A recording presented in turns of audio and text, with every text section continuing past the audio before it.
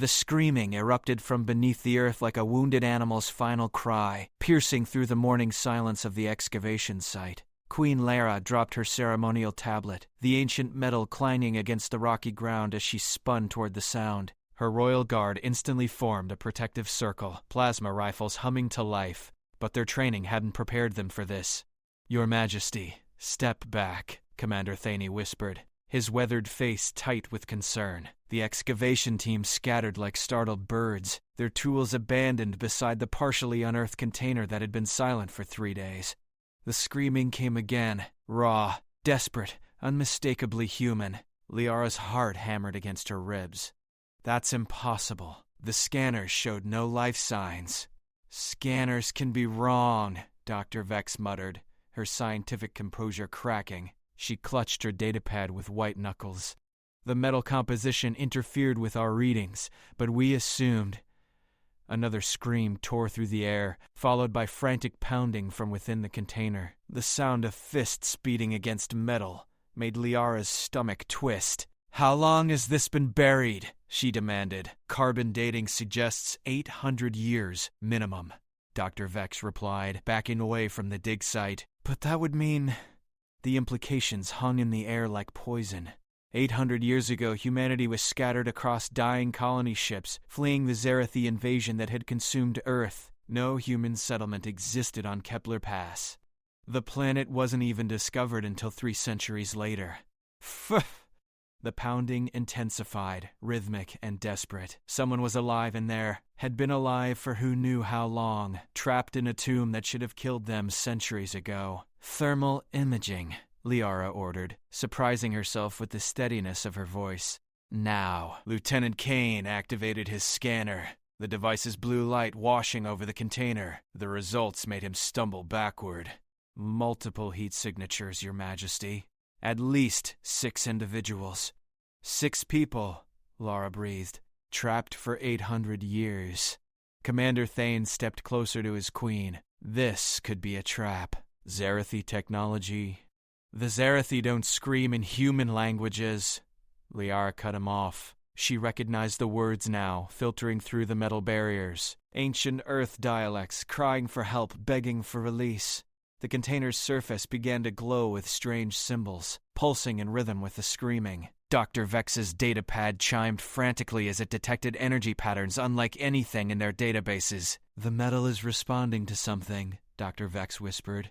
"It's almost like it's waking up." Lyara knelt beside the container, pressing her palm against the warm metal. The screaming stopped instantly, replaced by desperate scratching sounds. Someone inside was trying to communicate. "Your Majesty, please," Commander Thane urged. "We need to evacuate and analyze this safely." "Those are my people in there," Lyara said firmly. The symbols under her hand pulsed brighter, and she felt a vibration traveling up her arm. "I won't abandon them." "They can't be your people," Dr. Vex protested. "No human has been on this planet long enough." A new voice emerged from the container, clearer than the others, speaking in perfect modern standard. "Please, we've been waiting so long for someone to find us. The prophecy said a queen would come." Lyra's blood turned to ice. Prophecy? "The Xerathi, they tried to hide us from time itself, but the container was programmed to wait for the right genetic signature." The voice carried impossible knowledge, speaking of events that happened centuries after the burial. "We've been watching through the temporal barrier, waiting for you, Queen Lyra." Commander Thane raised his rifle. "No human technology from 800 years ago could do this." "You're right," the voice replied. "It isn't human technology." The container began to crack along predetermined seams, releasing a soft golden light that made everyone shield their eyes. The screaming had transformed into something else, not cries of pain but calls of joy. "The Xerathi tried to erase us from history," the voice continued as the light grew brighter. "They buried us outside normal time, thinking we'd die eventually, but they didn't understand human stubbornness." Lyara laughed despite herself, a sound caught between terror and amazement. "Who are you?" "We're the survivors of Earth's last stand. Your ancestors, Your Majesty. And we have something the Xerathi desperately want to keep hidden. The container split open with a sound like breaking crystal, revealing figures in ancient environmental suits climbing out of a space that should have crushed them lifelong ago. Their leader, a woman with silver hair and eyes that held centuries of pain, looked directly at Lyara. "We've been waiting to tell you the truth about the war, about why the Xerathi really destroyed Earth, and about the weapon they never found." She smiled grimly. "Weapon that could end their empire forever." Commander Thane's rifle trembled in his hands. Behind them, the royal convoy's alarm systems began screaming warnings about approaching ships. The Xerathi had been monitoring the site, waiting for this moment. "They know," the woman said simply. "The moment we emerged, every Xerathi in this sector felt it." Queen Lyara stood, her royal composure cracking as the implications crashed over her. "What weapon?" The woman's smile was fierce and beautiful and terrible. "You are, Your Majesty." The sky darkened with descending Xerathi battlecruisers. Dr. Vreed Fex grabbed Lyra's arm with desperate strength. "We need to understand what you mean," she said to the silver-haired woman. "How is the Queen a weapon?" The woman, her ancient uniform bore the name General Morrison, gestured toward the empty container. Its interior walls were covered with intricate mathematical equations and star charts that hurt to look at directly. "The Xerathi destroyed Earth because they discovered human consciousness can manipulate quantum fields naturally, not through technology, through will alone." Morrison's words came fast as the enemy ships grew larger. "They've spent 8 centuries hunting down every human bloodline that carried this trait."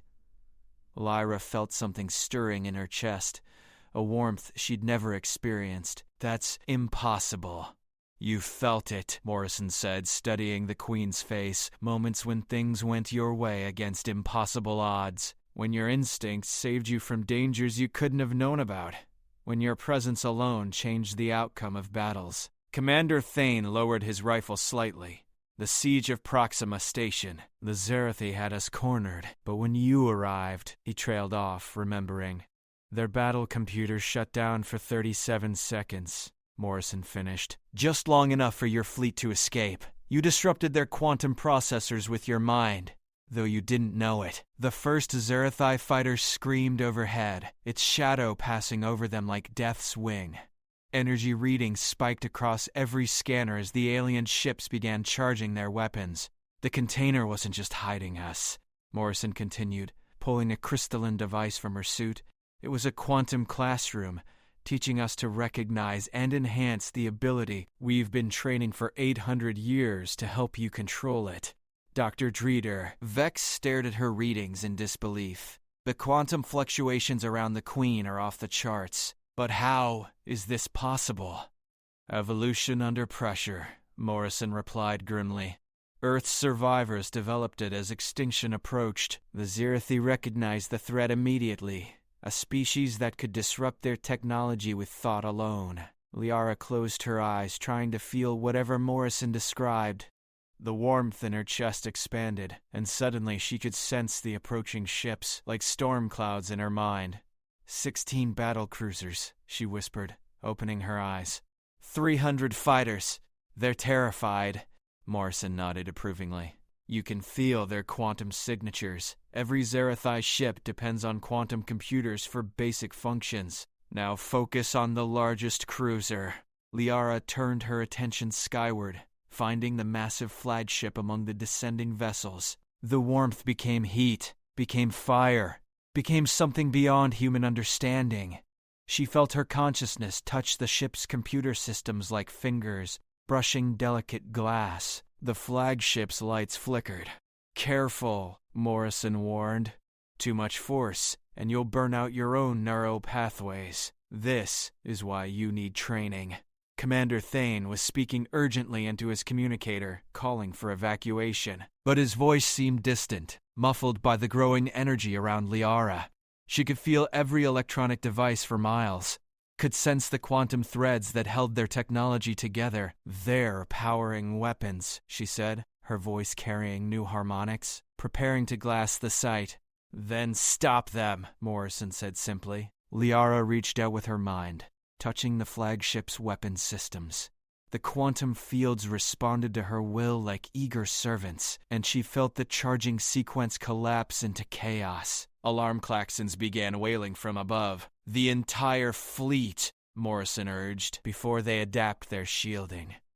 The fire in Lyara's chest became an inferno. She expanded her awareness, touching ship after ship, feeling their computer systems scatter like frightened animals before her consciousness. Weapons powered down, navigation failed, life support stuttered, but the effort was burning through her like acid. Blood trickled from her nose as she fought to maintain control over hundreds of quantum processors simultaneously. "Your Majesty," Commander Thane called desperately, "you're pushing too hard." Through the pain, Lyara felt something else, other minds touching hers. Morrison and her 5 companions were linking their consciousness with hers, adding their trained abilities to her raw power. "Together," Morrison whispered. 6 ancient minds and 1 young queen reached out as one entity, their combined will striking the Xerathi fleet like a quantum tsunami. Every electronic system aboard every enemy ship died simultaneously, leaving the massive vessels drifting helplessly in space. Lyara collapsed, her royal robes torn and bloody, but alive. Above them, the dark silhouettes of powerless Xerathi ships hung motionless against the sky. Morrison knelt beside her, checking her pulse with expert fingers. "The first lesson is always the hardest, but you've just crippled the largest Xerathi force in this sector." "Doctor," Vex stared at her instruments in awe. The quantum disruption registered across 3 star systems. Every Xerathi outpost within 50 light-years just lost primary power. "Now they know you exist," Morrison said gravely, "and they'll come with everything they have." Commander Thane helped Lyara to her feet, his face pale with worry. "How many more ships do they have?" Morrison's smile was cold as winter. "Thousands. But they're about to learn something their computers never calculated. What happens when humans fight back with the power that made them afraid of us in the first place?" The dead Xerathi fleet hung above them like a promise of the war to come, and for the first time in 8 centuries, humanity had a weapon that could win it, but using it might destroy the wielder. "How long do we have?" Lyara asked, wiping blood from her face. Morrison checked the crystalline device, its surface now glowing with urgent warnings. "Their high command will respond with overwhelming force, perhaps 6 hours before the real fleet arrives." "Then we train," Lyara said, surprising herself with her determination. "You said this was the first lesson. What's the second?" "Survival," Morrison replied grimly. "The human mind wasn't designed for quantum manipulation. Push too hard, too fast, and you'll burn out like a overloaded circuit." Dr. Vex hurried over with medical scanners, checking Lyara's neural activity. "Your brain patterns are still fluctuating wildly. The quantum signatures are affecting your neurology. It's normal," one of Morrison's companions said. He was younger than the general, with brilliant green eyes that seemed to hold starlight. "I'm Dr. Chen. I've spent 800 years studying how to survive this ability." Lyara felt the warmth in her chest stabilizing. No longer the painful fire, but a steady, controlled heat. "Can you teach me to use it without killing myself?" "We can try," Chen replied. "But you need to understand, this power comes with a cost. Every time you touch quantum fields directly, you're aging your cellular structure at the quantum level." Commander Thane stepped forward protectively. "Your Majesty, perhaps this is too dangerous. Those ships will return with planet-killer weapons," Morrison interrupted. "This world, every human colony, everything our species has built, they'll burn it all rather than risk another quantum-capable human surviving." Lyara straightened, feeling the weight of royal responsibility settling on her shoulders like armor. "Then teach me everything. 6 hours to learn, 800 years of training." Morrison exchanged glances with her team. "It's impossible. The human mind can only absorb so much quantum knowledge at once." "Try me," Lyara said firmly. Chen activated his crystalline device, its surface projecting complex holographic equations into the air around them. Quantum consciousness manipulation works on 3 levels: perception, influence, and reconstruction. The mathematics hurt to look at, but Lyara forced herself to focus, Gradually, patterns emerged from the chaos, beautiful and terrible in their implications. Perception allows you to sense quantum states directly, Chen continued. You've already mastered that instinctively. Influence lets you disrupt existing quantum fields, like you did with the ships. And reconstruction? Lyara asked. Morrison's expression grew dark. Creating new quantum states from nothing, reshaping reality at the subatomic level. It's what the Xerathi truly fear. Dr. Vex gasped, her instruments detecting massive energy readings approaching from space. Multiple quantum signatures incoming. They're not following normal physics. Xerathi quantum core, Morrison said, checking her device again. Their elite units are partially immune to our abilities. This is about to become much more difficult. The first enemy ships materialized directly above them, bypassing normal spacetime through quantum tunneling. These vessels were smaller, darker, and covered with intricate symbols that made human eyes water. How many? Commander Thane demanded, raising his rifle despite its uselessness. 12 ships, Lyara answered automatically, her enhanced perception reading their quantum signatures. 47 Xerathi warriors, and something else. Morrison went pale. What kind of something else? Lyra closed her eyes, extending her consciousness toward the lead ship. What she found there made her stumble backward in horror. They have humans, she whispered. Captured humans connected to some kind of machinery. Quantum amplifiers, Morrison spat. They're using human consciousness as living weapons. We expected this. The captured humans' screams echoed across quantum space, their minds twisted and tortured until they could disrupt other humans' abilities. Lyara felt their agony like knives in her skull. Can we save them? She asked. Not without destroying half this continent, Chen replied sadly. The amplifiers are unstable. Disrupting them causes quantum cascade reactions. Commander Thane was coordinating with his troops preparing for ground assault. But conventional weapons meant nothing against enemies who could step between dimensions. Then we fight fire with fire, Lyra decided. Morrison, how do I reconstruction? It takes years. We don't have years. Lyra cut her off. Those people deserve better than being used as weapons against their own kind. Morrison hesitated, then activated her own crystalline device. This will probably kill you. Reconstruction requires reshaping your own quantum signature first. You become a living equation. Do it. The training began with agony. Morrison's device connected directly to Lyra's nervous system, flooding her mind with mathematical concepts that human brains weren't designed to process. She felt her consciousness fragmenting and reforming as quantum mechanics became as natural as breathing.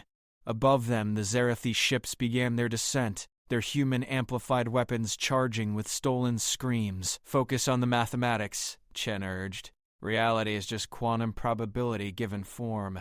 Change the probability. Change reality.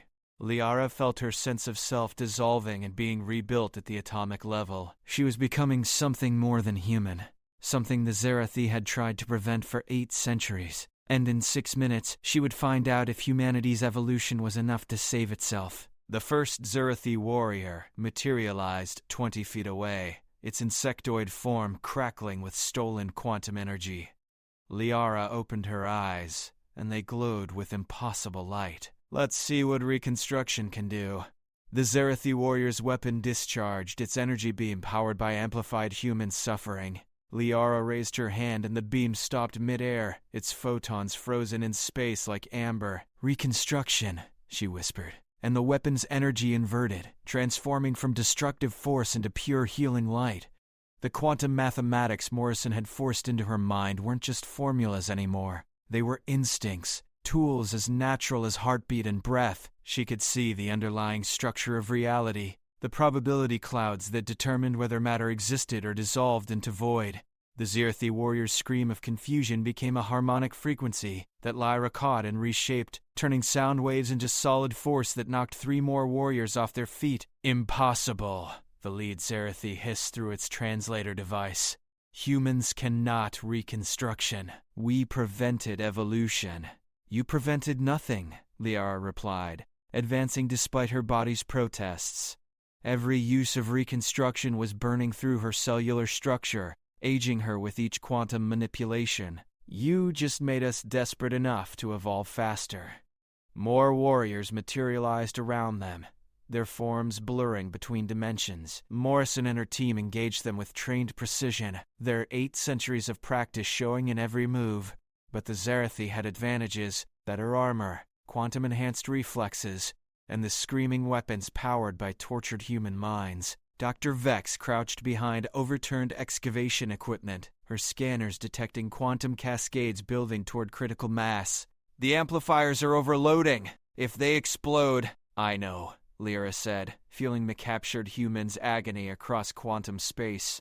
Their minds were burning out, pushed beyond endurance to power weapons against their own species. She reached out with her consciousness, touching the quantum amplifiers despite the pain it caused. The mathematics were horrific. Human neural networks rewired to process impossible calculations, turning living minds into biological computers. "I can free them," she told Morrison, "but it'll require reshaping quantum space across 3 ships simultaneously." "That's suicide," Morrison replied, ducking a plasma blast. "No human has ever attempted reconstruction on that scale." Lyra smiled grimly. "No human has ever been cornered with no choice." She began the process, feeling her consciousness expand beyond her body's limitations. The quantum fields around the Xerathi ships were complex tangles of mathematics and suffering, but she could see the patterns now, could trace the connections between the amplifiers and their victims. The first ship's amplifier collapsed as she rewrote its quantum signature, transforming the torture device into simple metal and circuits. 3 human minds suddenly went silent, finally free from their mechanical hell. But the effort sent lightning through Lyara's nervous system, and blood poured from her eyes and nose. Her hair was turning white from quantum stress, and her hands shook with cellular damage. "Stop," Commander Thane begged. "You're killing yourself." "They're already dead if I don't finish this," Lyara gasped, reaching for the second amplifier. "This one fought her, its quantum signature protected by additional Xerathi technology." She had to deconstruct several layers of alien mathematics before reaching the human minds trapped inside. When she finally freed them, their gratitude hit her consciousness like a warm wave. 5 more people returned to themselves after years of forced service as living weapons. The third ship's amplifier was the worst. The humans inside had been connected for so long that their neural patterns had partially merged with the machinery. Separating them required more delicate work, precisely edited reality to untangle minds from metal without destroying either. Lyara felt her cellular structure beginning to collapse from quantum stress. Her royal robes were soaked with blood, and her vision flickered between normal sight and quantum probability clouds. But she persevered, carefully reconstructing the boundary between human consciousness and alien technology. When the last amplifier fell silent, 7 more minds were freed from their mechanical prisons. The Xerathi fleet above them began to retreat, their human-powered weapons now useless scrap metal. "You have won this engagement," the lead warrior admitted, its voice carrying new respect. "But reconstruction at this level, you have killed yourself for temporary victory." Lyara collapsed, her body finally giving out. Morrison caught her before she hit the ground, medical scanners immediately checking her quantum-stressed biology. "Cellular breakdown across all major organs," Dr. Vex reported, her voice tight with panic. "Quantum aging has advanced her biological clock by approximately 40 years. "Will she live?" Commander Thane demanded.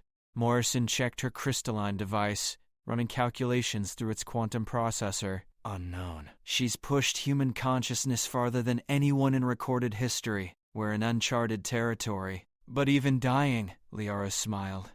Above them, the retreating Xerathi ships carried 15 freed humans, their minds finally their own again. And across quantum space, every Xerathi commander now knew that humanity had evolved beyond their ability to control. "The war just changed," she whispered, before losing consciousness. Morrison looked up at the empty sky where the enemy fleet had vanished. "Yes, Your Majesty, it certainly did."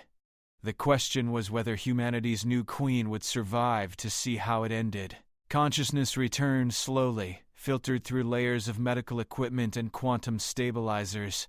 Lyara opened her eyes to find herself in the Royal Medical Bay, surrounded by machines she didn't recognize, and faces she barely remembered through the haze of cellular reconstruction. Dr. Vex leaned over her, relief flooding her features. "Your Majesty?" "Can you hear me?" Lyara tried to speak, but her throat felt like broken glass. The quantum manipulation had stressed every system in her body, aging her biology decades in minutes. She managed a weak nod. "The quantum aging has stabilized, Doctor," Vex continued, though her expression remained concerned. "Your cellular structure is adapting to the changes, but you'll need extensive rehabilitation." Through the medical bay's viewports, Lyara could see space filled with ships. But these weren't Xerathi. Human vessels from across the sector had responded to widespread quantum disruption, forming the largest fleet in centuries. Morrison appeared beside her bed, looking older despite her centuries of artificial preservation. "The freed humans from the amplifiers are aboard various ships. They're traumatized but recovering. They want to thank you personally." "How long?" Lyara whispered, her voice barely audible. 8 days since the encounter. The Xerathi have pulled back from 7 star systems. They're afraid to engage while you're still alive." Morrison paused, "But there's something else. Something we discovered while you were unconscious." She activated a holographic display showing quantum readings from across local space. The patterns were beautiful and terrible. Waves of energy spreading outward from Kepler, 442b like ripples in a cosmic pond. "Your reconstruction affected more than just the amplifiers," Morrison explained. "You've created stable quantum fields that other humans can access. The ability is spreading, Dr. Fraser." Vex pointed to specific data streams. "We've detected 47 individuals across the fleet showing early signs of quantum consciousness manipulation. Your actions have triggered a genetic cascade. Evolution," Lyara breathed, understanding flooding through her despite her exhaustion. "Accelerated by necessity," Morrison agreed. "The Xerathi tried to prevent human development, but your demonstration proved it was still possible. Now the species is adapting rapidly to survival pressure." Commander Thane entered the medical bay, his usually composed demeanor cracked with worry and wonder. "Your Majesty, we need to discuss fleet defense. The Xerathi High Command is mobilizing everything. Thousands of ships, planet killers, weapons we've never seen." Lyra struggled to sit up, her body protesting every movement. The quantum manipulation had left her feeling disconnected from normal space-time, as if part of her consciousness still existed in probability clouds. "When will they arrive?" she asked. "Intelligence estimates 6 weeks maximum," Thane replied. "But our scouts report unusual activity near the galactic core. They might be accessing weapons from the homeworld." Morrison's expression darkened. "If they bring homeworld technology, conventional defenses won't matter. We're talking about devices that can restructure entire solar systems." "Then we need more than conventional defenses," Lyara said. "Determination overriding physical weakness. How many humans show quantum potential?" "Currently 47 confirmed cases," Dr. Vex replied, "but the cascade effect is accelerating. Conservative estimates suggest thousands within the next month." "Not fast enough," Morrison said grimly. "Training takes time, even with our equipment. Most of the new manifestations can barely sense quantum fields, let alone manipulate them." Lyra closed her eyes, extending her consciousness despite the pain it caused. She could feel the new quantum-sensitive humans scattered across the fleet, bright sparks of potential wrapped in confusion and fear. "Bring them to me," she decided. "If we don't have time for traditional training, we'll try something else." "Your Majesty, you're barely stable yourself, Doctor," Vex protested. "Attempting to teach others could trigger another quantum cascade in your own system." "The alternative is extinction," Lyra replied simply. "The Xerathi won't stop with this fleet. They'll scour the galaxy until every quantum-capable human is dead." Morrison exchanged glances with her team members, their ancient faces carrying the weight of 8 centuries spent hiding from genocide. "There might be another way," she said reluctantly. "But it's never been tested on living subjects. Explain." Quantum consciousness transfer, Morrison began, activating her crystalline device. We could theoretically replicate your quantum signature across multiple individuals simultaneously. Not full reconstruction. That would kill them, but basic manipulation abilities. Dr. Vex studied the projected equations with growing alarm. The neural stress alone could cause massive brain damage, and if the transfer fails, they die, Morrison finished bluntly. But they die fighting instead of hiding. Through the medical bay's communication system, reports filtered in from across the fleet. Xerathi probe ships were testing human defenses, measuring response times and weapon capabilities. The enemy was preparing methodically for overwhelming assault. How many volunteers do we have? Lyara asked. Commander Thane checked his datapad. Every quantum-sensitive individual has volunteered. Additionally, 3,000 others have requested consideration despite showing no signs of ability. They can't all survive the transfer process, Morrison warned. Even under optimal conditions, we'd lose 60% minimum. Lyara felt the weight of command settling heavily on her shoulders. Asking people to volunteer for likely death went against every instinct, but the mathematical reality was inescapable. Hundreds would die so billions might live. Begin preparations, she ordered, but make sure everyone understands the risks. Your Majesty, Dr. Vex said carefully, there's one more consideration. Performing quantum consciousness transfer on this scale will require you to serve as the primary conduit. The stress could complete your cellular breakdown. How long would I have? Morrison ran calculations through her device.